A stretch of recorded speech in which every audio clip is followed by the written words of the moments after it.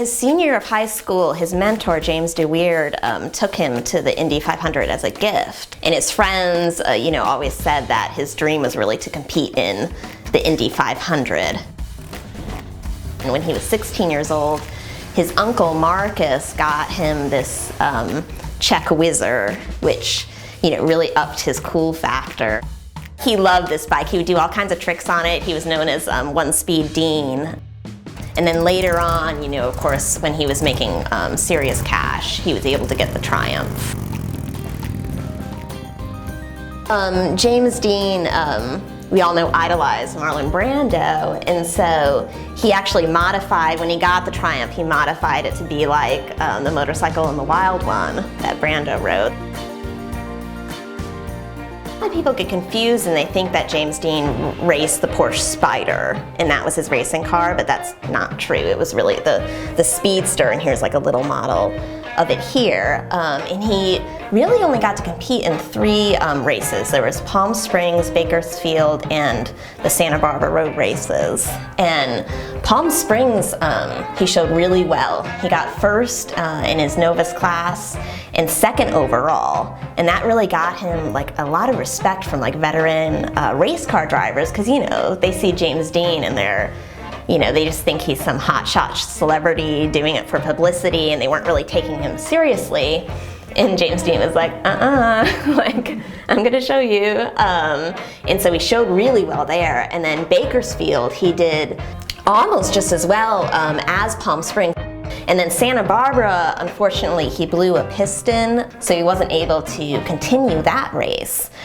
But he was banned from racing while he was filming, so he's waiting for Giant to be over, and he was very eager to get back into racing. That was really his like primary focus towards the end of his life, not really acting. Racing was like his passion. So this is his nylon racing suit, and he had it made to be black just because it's cool if it's black.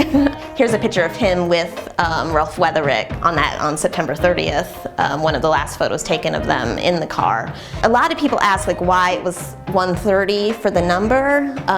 There are a couple reasons. In high school, his basketball jersey number was 3, so 3 was kind of his lucky number, but he also loved the number 13. But 13, being an unlucky number, was banned from being put on any kind of car, because it would bring bad luck. So he would always get the closest as possible to 13 on his racing cars. So you'll notice that with other things like 23, trying to get close to 13. And then right before the crash, he did get a speeding ticket going, I think just like 10 over the speed limit. It's not too terrible, but it happened a little less than like 2 hours before the crash. So that kind of perpetuated the whole like, James Dean was speeding, that's why he died.